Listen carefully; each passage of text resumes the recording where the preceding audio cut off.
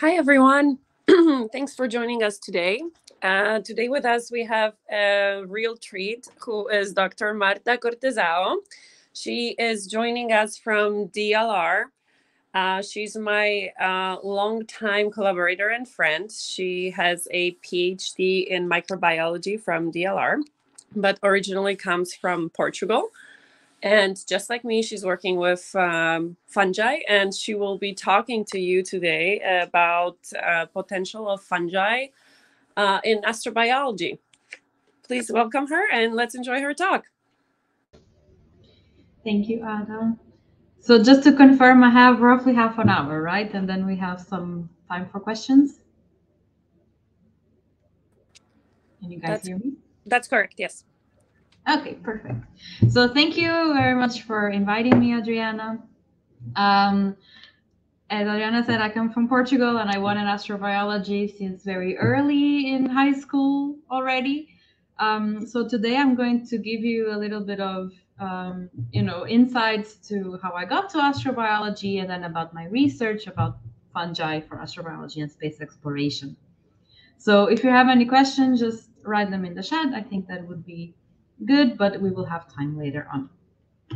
So I would like to start just general in terms of astrobiology. There's maybe a piece of fun fact that basically astrobiology started, of course, many centuries ago, but officially in the 50s space age.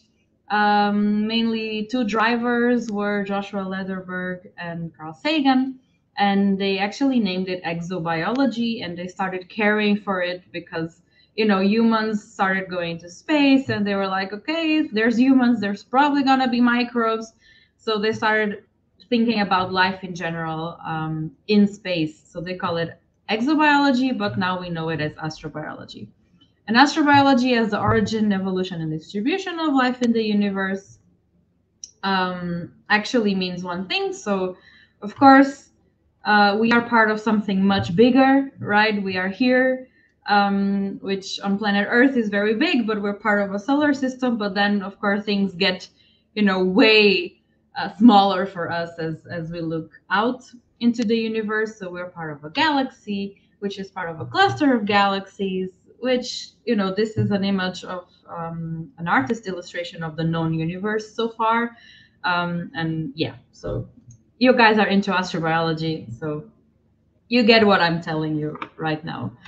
And of course, this just came or got even worse or better for us that like astrobiology when we started looking for exoplanets. And the more exoplanets we found, the more chance for habitable worlds there was. So the concept of life and the search for life elsewhere really kicked off with the discovery of exoplanets. And this is pretty recent, so it's normal that we're just starting, right? That we all want to get into astrobiology and maybe we don't really know how. Because if you think about it, the first exoplanet was found in only 95. That's less than 30 years ago. So this concept that we really know that okay, life is pretty possible outside, but we just need to keep looking and really know the conditions that maybe be habitable. So this is pretty new, and the field has been developing, exponentially since then. Of course, this is just one of the famous exoplanets that really brought the public. Also, it's Kepler 16b, which was very similar to one science fiction thing on Tatooine, a planet that orbits two stars. And this is also meaningful in terms of astrobiology and the science and the field that we like so much, but actually reaching the public and really telling the public that it's not sci-fi anymore, that we're actually doing this as a science today, and we're finding these worlds that are actually real. So one of the big things astrobiologists do in terms of sciences is something called the great analogy. And this is pretty much meaning that so far, the only place we know that actually has life that we can study is Earth. So this great analogy means that we really need to know life on Earth so that we can extrapolate later, for other planets, either on our solar system or beyond. So this great analogy means that we need to start with Earth. And if you look at Earth as an example of a habitable planet, then there's other things that we need to take a look at. So of course, Earth has, right now, as we know it, and as we live on it, there's an atmosphere, there's a magnetic field. But of course, when you go out of this magnetic field, then you get exposed to radiation from the sun. There's also cosmic radiation. So the environment starts getting extreme. Of course, on Earth, we're very happy. We can live. Maybe we need a jacket or, or take out the jacket if it's too warm or too cold. But once we get to space, things really get extreme. And even on Earth, there's extreme environments that we thought before were completely sterile. Astronauts on the ISS right now, the International Space Station, are in a really extreme environment. But this also just tells us the field of astrobiology and life in space is only just beginning, because astronauts are actually, still in the magnetic field, and they're kind of still in the atmosphere. So there's a little bit of percentage of atmosphere. So it is very extreme. We get a lot of challenge just to get life in there. But it's technically still Earth. So of course, if we go to the Moon, Mars, and beyond, this will get interesting. But of course, in astrobiology, when we try to think about, how did life get here, and of course, thinking about planet Earth, because it's the only one we know so far that has life, we need to think about its history. So life probably originated far back, so 4 billion years ago in primordial Earth, which has nothing to do with how Earth looks like today. So there was no atmosphere, there was no oxygen, there were a lot of heavy impacts from asteroids. There was also a lot of internal activity, a lot of internal heating. And it's exactly here that we think the first cell originated. So of course, there's this theory, okay, could be that, this primordial soup and all the molecules and all the things for life to originate were here before, or that we also had some molecules that came from elsewhere in this panspermia theory. But what's important to know is that the first cell was definitely not as complex as the cells that we have now, but was probably just, an envelope with some organic molecules in there. And with this, I just wanted to tell you, okay, let's put things into perspective. This is something, it's the cosmic calendar, which I really like. And it's basically saying, okay, from the first moment of the universe, the Big Bang being January 1st, until where we are today, which would be, December 31st, then the first life would have arrived only in September, maybe November, as a multicellular organism. So, the humans were only in the last day of the whole year. So we are pretty recent to this, but we're still interested in finding, if there's life outside, beyond Earth. So in terms of this, the first place where we looked for life was the Moon. But of course, we didn't really find anything there, but it was very interesting from a human exploration perspective, to go and to have all the technology developed. And we pretty much only got rocks back from the Moon. But, living in an extreme environment, it's important. And this is also why we want to go back to the Moon, because we want to learn how to live in an extreme environment. Then, of course, we started looking on Mars. And in this sense, I don't know if there's life on Mars. We will have to figure it out. And there's a lot of exciting astrobiology missions that, are really looking into life on Mars. But of course, one of the things we need to make sure is that we're no longer looking for ETs, for aliens. We're actually looking for microbial life.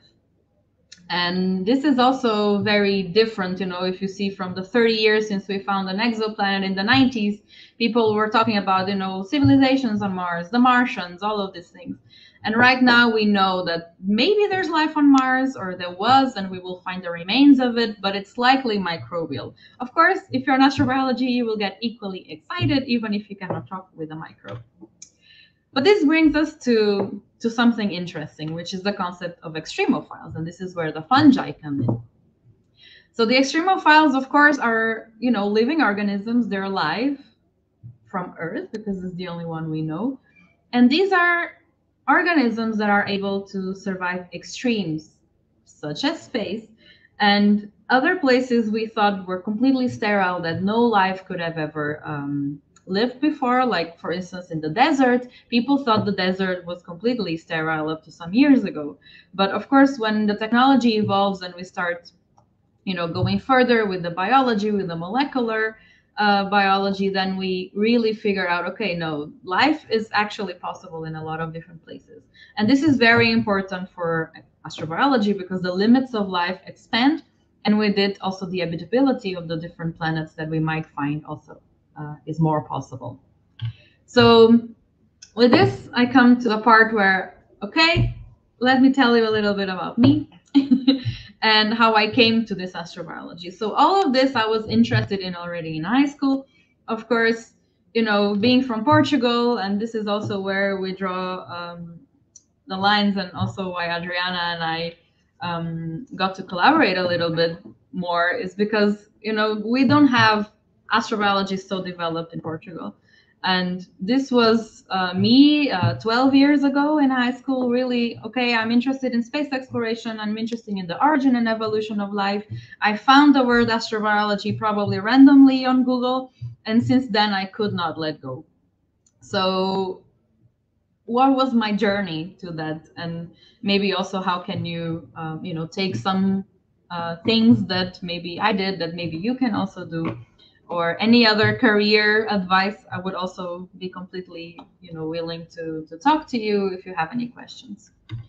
Yeah, so this was pretty much my evolution since high school to the defense of my PhD, which was during COVID at home. And in Germany, there's this tradition to design your hat, which mine was a giant fungi, a giant aspergillus.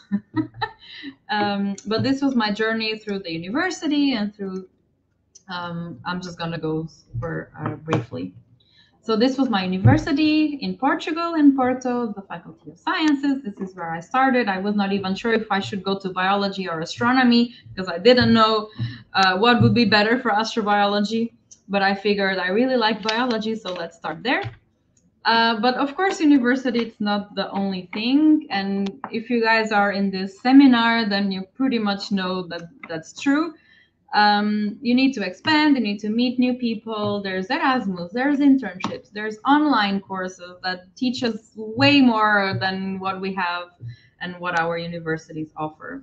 There are students associations that can, lead you to meet new people, to practice talking in English, to make you work online, that will prepare you for the career of a scientist that you can have later on.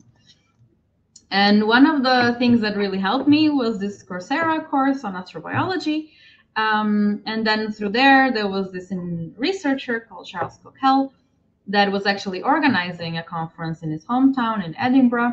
And I pretty much, I had nothing to present, but I really wanted to go. So I just wrote him an email and said, hey, can I just go to your conference? And he said, sure, just, you need to pay the registration fee, but it was pretty cheap.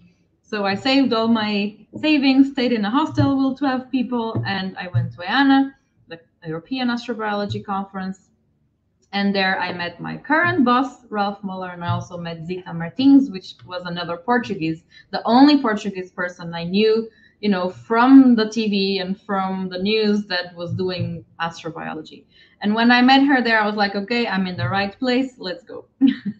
So all of this evolved with, I met Ralph, I met my current boss. So I was just talking with him, doing some networking, and the thing came, oh, do you have maybe, a position for a PhD?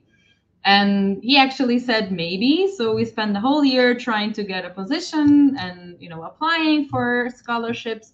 And Erasmus actually really helped because I managed to do an internship before I got the PhD.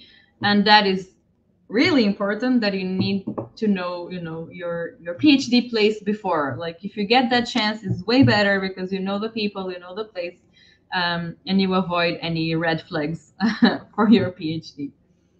So, of course, before that, I had pretty much one gap year where I was still doing stuff for the students associations that I was involved in, and but I also had pretty, I had some free time in between writing proposals for the PhD, and I was like, okay, I really like astrobiology, I really like microbiology, I need to do something about it. So I decided to create a blog called Space Microbes, and right now it's a bit dead, but yeah, that's what happens when you finalize your PhD. Then somehow you need to rearrange your brain. But yeah, I mean, I was happy also to engage a little bit more in science communication, which is also important, especially for astrobiology as being, this new field, and people don't know so much about it, and then they keep thinking we are astrologists or something, that we read the stars or something. But yeah. And then, of course, I had the amazing opportunity to do a TEDx talk, which was really helpful for me to really put my thoughts together and to present astrobiology to my community of the university, which was really, really cool. And yeah, I mean, I'm showing you guys this just because, it's something that happened to me that I'm very proud of. And if you guys also have any opportunity like this, just go for it. Just put away your imposter syndrome and just go. And then I managed to present my master thesis in EANA. So I was like, okay, I did it. I'm here presenting my master thesis. But the best thing, of course, was when I got my PhD at the Space Microbiology group at the Center, German Aerospace Center, the DLR. And this was my very first group picture. There has been many, many, many more afterwards.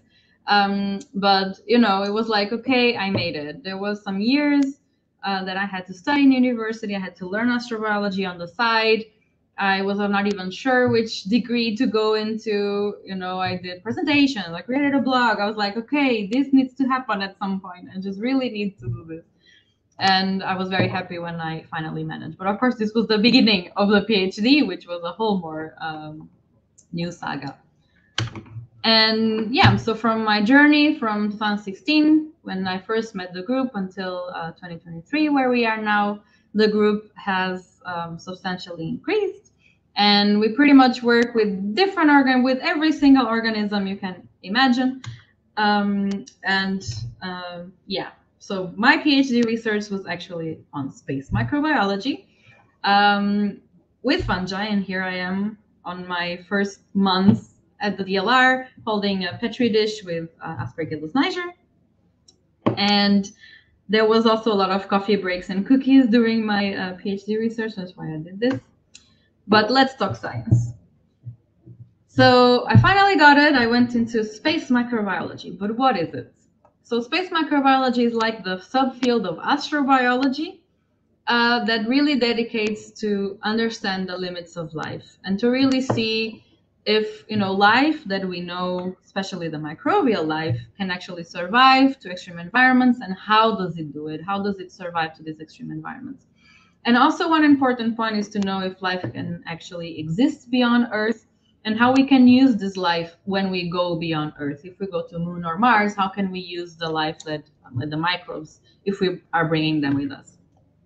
So for this, the microbes really need to do and to have a survival kit, which of course means a lot of molecular mechanisms for them to be able to survive. So during a PhD, of course, I did a lot of presentations and a lot of networking, a lot of partying, because that's also important, and also a lot of research in the lab and off the lab.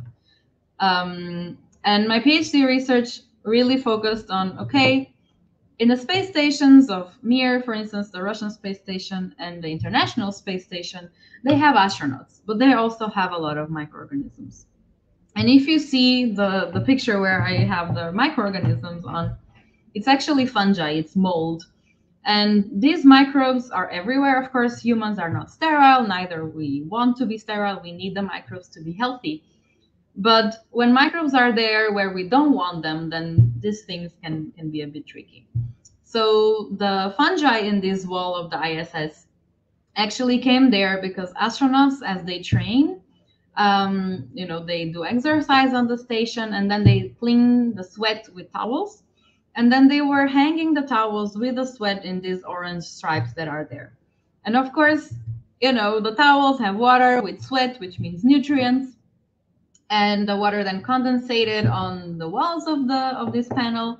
And of course, when there's water, a bit humidity, a bit of nutrients, there will be mold, because mold spores are kind of everywhere either way. So what they did with this panel was actually just take it out, throw it off board, burn it into the atmosphere reentry, because once mold grows, then there's really not so much you can do besides just scrapping the whole thing off. And actually, astronauts right now, like, they know that they need to take care of this. In the Mir space station was a bit different. It was the first space station. They were not so, oh, it's going to be fine. Yeah, you put 6 people or more living in a room full of stuff, things will go moldy. So Alexander Guest, which is a German, he's an astronaut. They actually clean the space station every Saturday. They use these wet wipes to clean the station, especially the surfaces. And you can see here, like, the petri dish of Aspergillus niger, the mold that I worked with, and a scanning electron microscope picture of it. And the tiny balls you see are all the spores. And the spores actually just travel everywhere through the air. They're normally there, but when they attach to a surface, then they just grow a lot. So my PhD research actually was focusing on these spores. So first of all, I really wanted to understand how resistant are these spores. They are living in the ISS, and they are black, which means they have pigments. And pigments are usually good to protect from radiation. So what I did was test the spore survival under different radiation, different space radiation, which means the radiation that comes from the sun, like UVC and X-rays, but also cosmic rays. That is radiation that is in the cosmic background, is like the remnants of exploding stars, of supernovas. And this is the hardest radiation. So it's really hard to shield cosmic rays. Even the walls of the ISS cannot shield these cosmic rays. So what I did was to expose the spores of this fungi, of this mold, to these crazy amounts of radiation. So I exposed them to 1,000 X-rays, 1,000 gray, which is the unit of the X-rays. And humans usually are dead by 5 gray. So, being exposed to 1,000 gray is a lot. And also a trip to Mars, just to put you guys in perspective, a trip to Mars, that lasts for 2 years, it's more or less 1 gray. So 360 grays, which was the dose at which the spores could survive at least 10% of them, actually is a lot, which means they probably could survive a travel from Earth to Mars if we just consider the radiation, if we don't consider the fact that there's no atmosphere and it's very cold or very warm. So if you just consider the radiation, fungal spores can actually survive a trip to Mars. And so after these results, we actually wanted to try, would the spores survive if we reach Mars? Like, would the spores survive on the surface of Mars? And for that, we had a great collaboration with NASA Ames. And we had the chance to go on a scientific balloon, which actually brought our samples from the mold spores up to the stratosphere, so 38 kilometers altitude. And this stratosphere is actually a really good Mars analog in terms of UV radiation. It has really, similar values to radiation that we have on the equator of Mars. And in addition to that, we actually fill this box, this metallic box that you see below the NASA logo in the image with the balloon in the stratosphere. This box is called the T-Rex box, and it actually has, it's very sealed and you can exchange the gases. So we put artificial Mars atmosphere inside, which meant that the spores were, in simulated Mars, exposed to simulated Mars radiation because they were in the stratosphere. Of course, the flight, the balloon flight, just lasted for 5 hours, so it went all the way up. Then we exposed the spores to radiation, and then we brought the balloon back, and the flight lasted 5 hours. But the spores survived. So at least for 5 hours on Mars, they could survive. Another thing I did was to try to see how, this fungi, this mold actually grows in microgravity. Of course, sending your fungi to space would be amazing and would be the best science you could have ever done. But it's very expensive. And of course, flight experiments, space experiments are not so easy to find or cheap. So there's a lot of simulated, experiments that as scientists we can do on the ground. And they're very, very valuable because you can do a lot of them because they're cheap, right? So you can just repeat and repeat and repeat and have a lot of data. Whereas if you send it to space, then you just have that one shot, right? And you have a lot of restraints. But in any case, so there's this device called the clinostat that continuously rotates the samples. In this case, I used the Petri dish clinostat because I wanted to simulate the mold growing on the walls. So exactly how we saw that they are found growing in the International Space Station, attached to the wall. Then I thought, okay, then let's attach it to the agar and flip around the Petri dish to kind of create this simulated microgravity. It's not the same as microgravity, but it's close enough in terms of, confusing the cells on the gravity vector. So in this sense, then I managed to take really nice pictures with the scanning electron microscope. So the picture you're seeing here is actually a mold colony, which to me seems kind of a tropical island, although it's black and white, yes. But, the fungi kind of grows like trees, and you have the earth underneath. I'm just really proud of these pictures.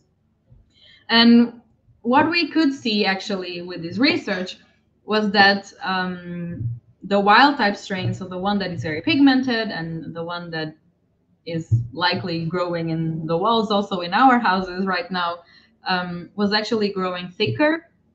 The part that attaches to the wall is growing thicker and simulated microgravity.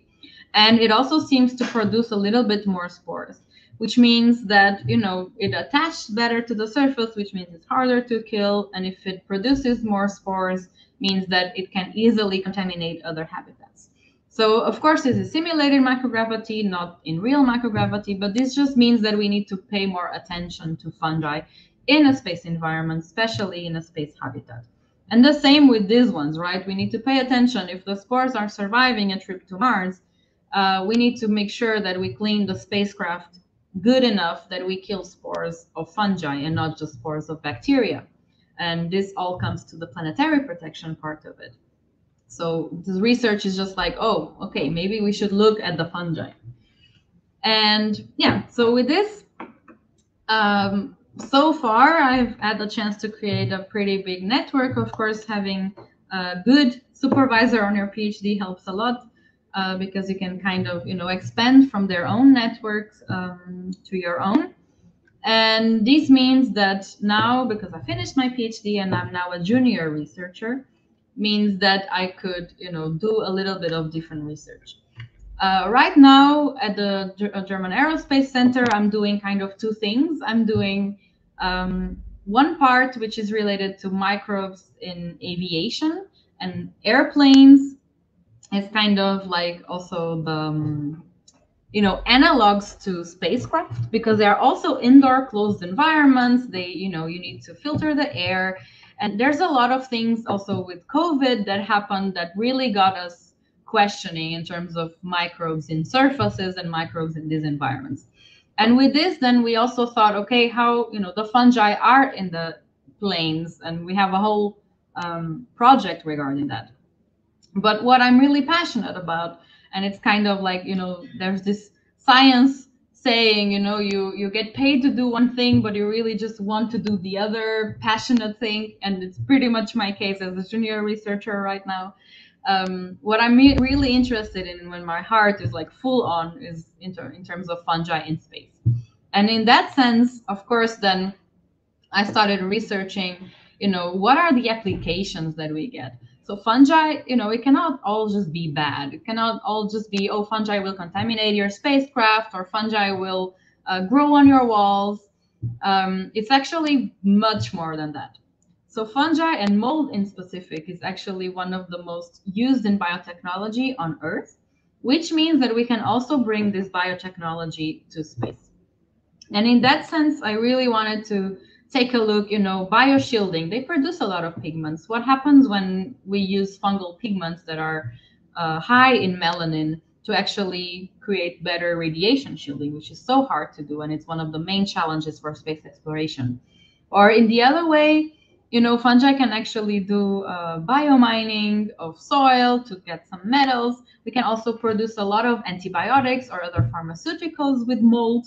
Yes, with mold. It's a bit weird. It took me some time to wrap my head around, the two sides of mold. It's so bad, but it's also really, really good when you know how to deal with it. And also in terms of astrobiology, like if fungi can actually survive a trip to Mars and it's very pigmented, what does it mean for astrobiology? What are the limits of life if we start studying fungi a little bit more than just bacteria? What would be the biosignatures? Could a fungal melanin be a biosignature? So all of these questions open up when you go into the world of fungi. So in terms of fungal melanin, for instance, this is just too complicated for here, but just to show you that this is something we are interested in right now as a research. And Stella, which is a colleague of mine, is really going deep into the different fungal pigments and how we can use them to maybe shield from different radiations. And we had another experiment recently in terms of bioshielding, which really tries to help us learn a little bit more what is the shielding potential of fungal melanin. There's different kinds of melanin. There's also different kinds of radiation. So we have some experiments going on. We have a collaboration with the Heavy Ion Medical Accelerator in Japan, where we can send samples and we can irradiate the cosmic rays, so the helium, the iron, and argon, which is the really hard to find, but it's the hardest to shield. So we're just exploring and seeing if maybe there's some, better shielding that we can take out from the fungi. Most importantly, this was my first official master student, and I'm very proud of João. He actually did a whole master thesis with fungi applied to in situ resource utilization on the moon. And he did this thesis with a collaboration with ESA.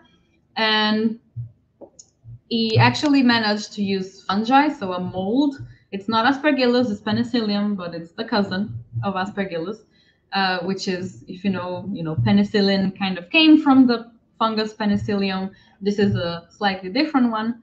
So this Penicillium simplicissimum could actually, if you grow it in a flask with a lunar soil simulant, it's not the real lunar soil, but it's pretty similar to the actual lunar soil. If you grow it for 2 weeks, the fungi, while they're growing, they're actually producing a lot of organic acids, which contribute then to lower the pH of the media, and they actually form complexes with the metals that are within the regolith, within the soil. And they form these complexes and then put the metals back into solution, which means then afterwards, because the metals are in solution, we can actually precipitate them with different methods, depending also on the metals that you want. You can actually extract the metals and have them in a powder. So from the lunar soil, just growing them with mold for 2 weeks, we could actually take aluminum, magnesium, and titanium, a little bit of titanium, which is amazing. And this is all to try, what can we do if we want to go to the moon? How can we use the fungi to our benefit, to our advantage? And clearly biomining kind of works. Of course, it's a process that needs to be optimized, but I was very proud that we managed to get cool metals just by incubating mold with the regolith for 2 weeks. Then another research that we're tackling right now is to actually develop space waste media, as we call it, to really take the rest of the waste of a space habitat. For instance, an astronaut is a human, so we sweat, we pee. And also there's something that they really want to have not only in the ISS right now, but also in future habitats, which is crops. So lettuce, tomato, potentially potatoes as well. But anything that will be growing And us living there, we will produce waste. So what if we can take the things that we don't need or we don't eat, or dead crops or the dried leaves or the roots that we're not going to eat? What if we take all of these things and we mix it up and we kind of create a waste media where the fungi can grow in? And from that media, then we can put the fungi to our advantage and actually make the fungi do all the good things that they can do, like biomining. So if we're on the moon, then we can, have the waste media there and then just add the lunar soil 2 weeks, or when the process is optimized, maybe shorter, and we have some metals that then we can use for 3D printing or for any other thing. We can also use this fungi and the media to actually, bioremediate the soil, because we cannot do really so much agriculture in the lunar soil or the Mars soil because they're toxic. So if the fungi can actually take the metals, the toxic metals from the soils, then we can use the soil for agriculture much better after the fungi have bioremediated it.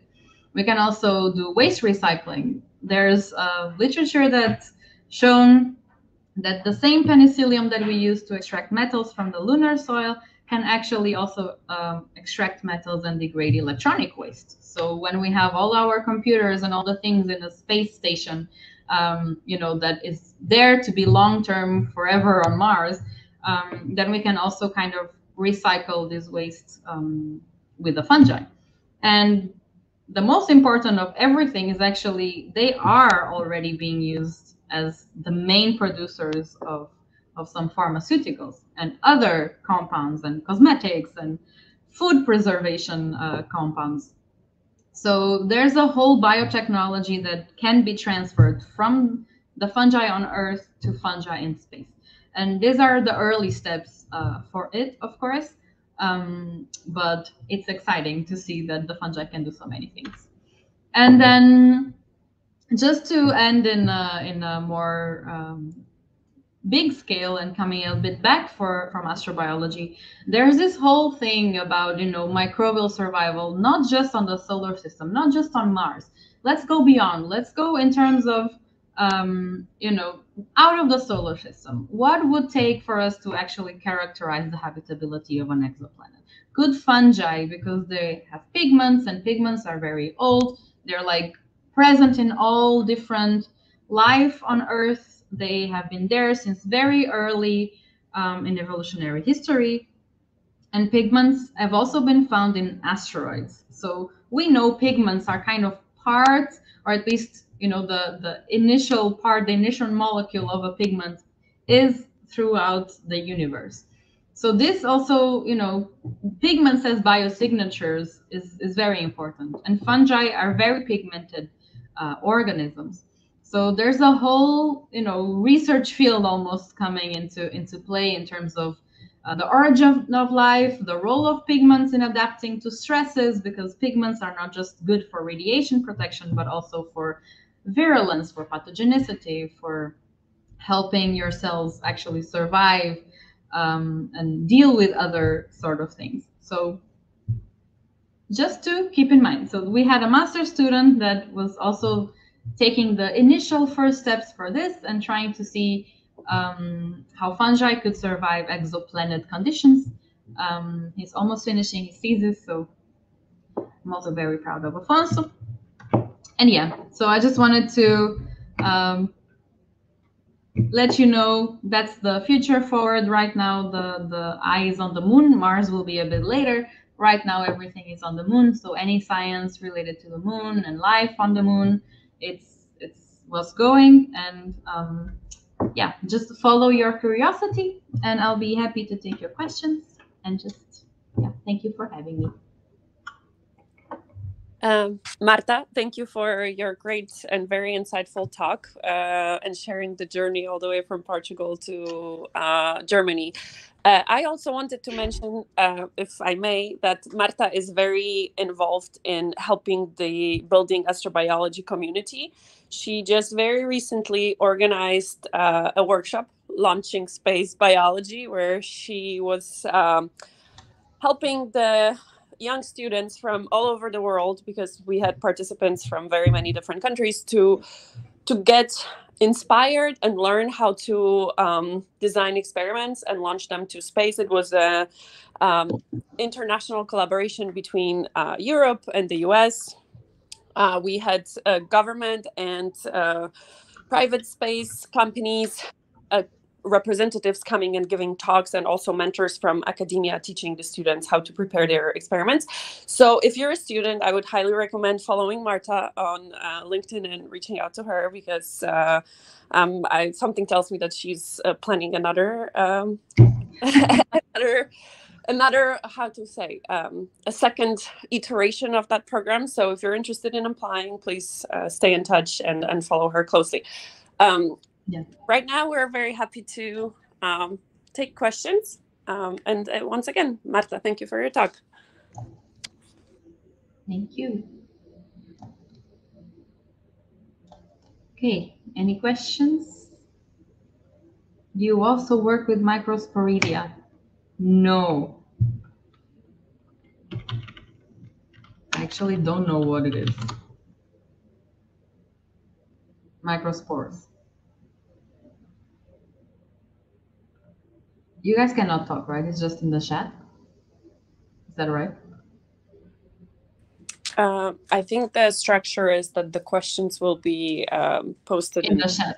Yes. So yeah, sounds good. What kind of microgravity simulator are you using? Yeah, so there's different microgravity simulators, but they're all pretty much based on the same principle. So the one I use is called Clinostat, which goes into the Kleiner rotation principle, and it simulates microgravity by continuously rotating the samples through one axis, which means that in the center of this rotation axis, you will have simulated microgravity. So you have a reduction of the G vector. You pretty much are always changing the gravitational vector, so your molecules, your cells are getting confused. But the simulation of microgravity is just in the center. If you go a bit outwards, like in the radius out, then you have centrifugal forces. It's not microgravity anymore. So it's important that you keep your samples in the center of rotation. But there's other ones. But they're kind of all just rotating and confusing your cells into thinking they are in free fall.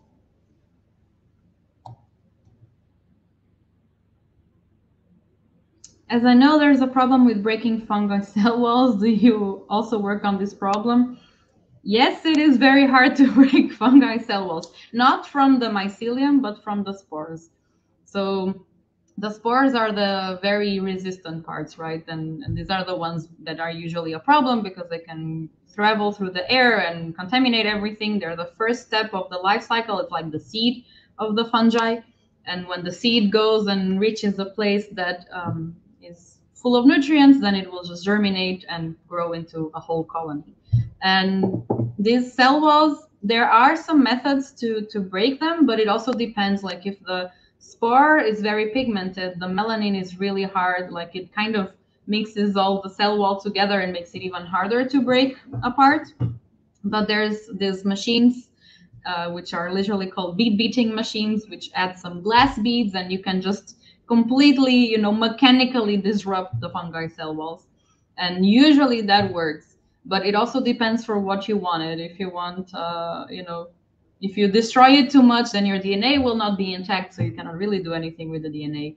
But it really depends on you need to tweak it, but it is possible. But yeah, the more pigmented, the worse to break up the cell walls. What is the duration of samples in a clinostat and what velocity is there? So for the clinostat, it really depends. You can do it like in the Petri dish clinostat. You just always need to think about the radius. So if the clinostat is here and the Petri dish is like very big, your sample will only be good in simulated microgravity in the very center. So you cannot take, you cannot let your colony grow so much. Like if you have a round colony, you cannot grow it super much, maybe like 0.5 centimeter, 1 centimeter radius diameter, and it's already almost out of the simulated microgravity. But if you have a liquid like culture medium, and you rotate like a bag or something, or a falcon tube that you fill completely with media, then you can also, you know, you have maybe a falcon tube or a pipette. There's also a pipette clinostat, just 1 milliliter pipettes, which of course you just have 1 milliliter, but you make sure that the radius is very small and that all your sample is in the middle of the clinostat, so in the simulated microgravity. So the velocity depends on a lot of things. It also depends on your media viscosity. So if it's agar, which is high viscous, you need to rotate it very fast, like 90 rotations per minute. But if it's liquid, it usually goes down to 10 or to 20 rotations per minute. But it also depends on the kind of organism you have. Like if you have very small bacteria, then maybe you don't have to rotate so fast for them to be like in a, continuous rotation. Because if you spin them too fast for the particle size and the density, then they just go to the walls. It's very complicated math, but yeah, which I don't know, but I've studied it. But it's not like I did the calculations myself. But yeah, there's a whole thing to really simulate microgravity. It's very complicated. Another question from Adriana. What's your plan on optimizing the biotechnology applications you mentioned about for real space conditions? Yeah, so the plan right now is to actually try to have a bioreactor system that could be used in space. So we are thinking about a bag bioreactor and actually testing. So we're going to use one fungi.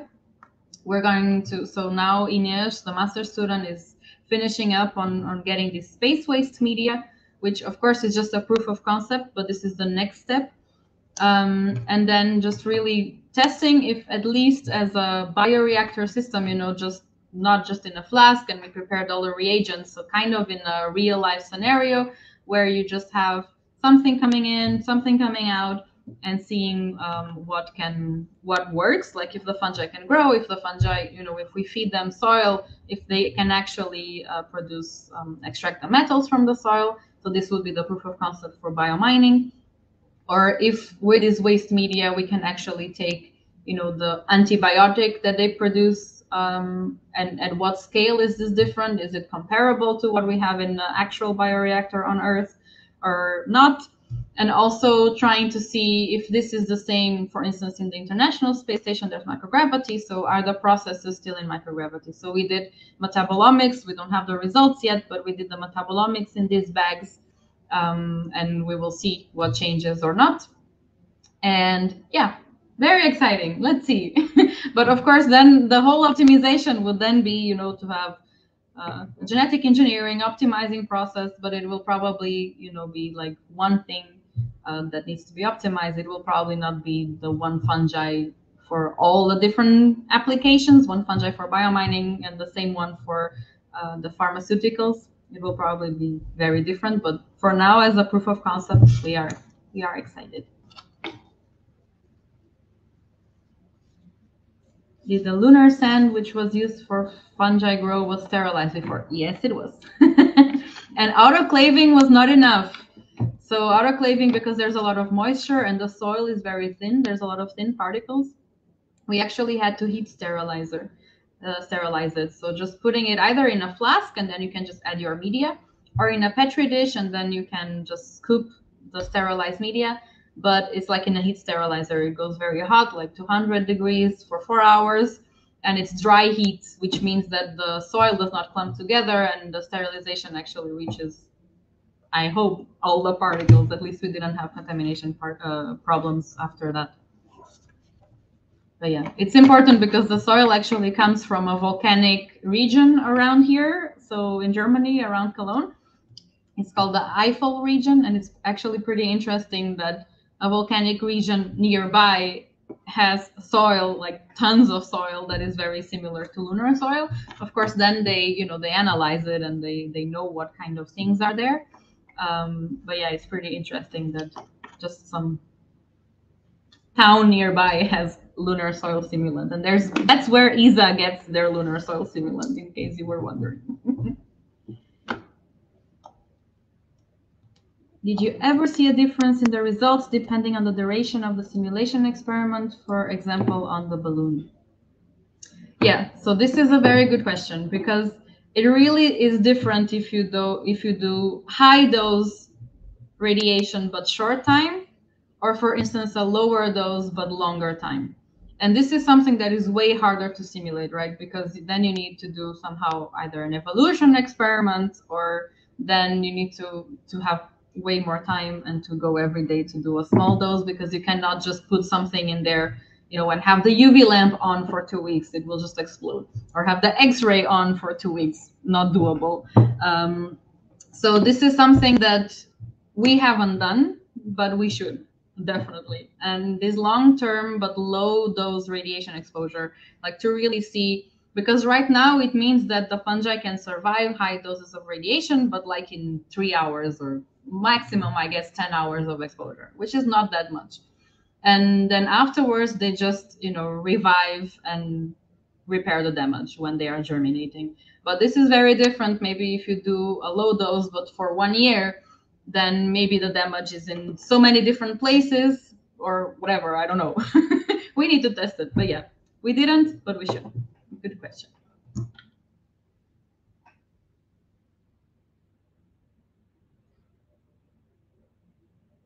More questions? Any more questions?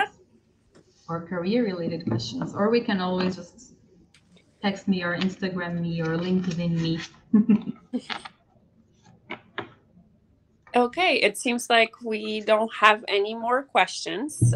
In that case, Marta, thank you for your time and thank you for sharing with us your journey and the research that you're working on. And we are excited to see what comes out of it. Me too. Thank you so much for having me. Thank you. See you.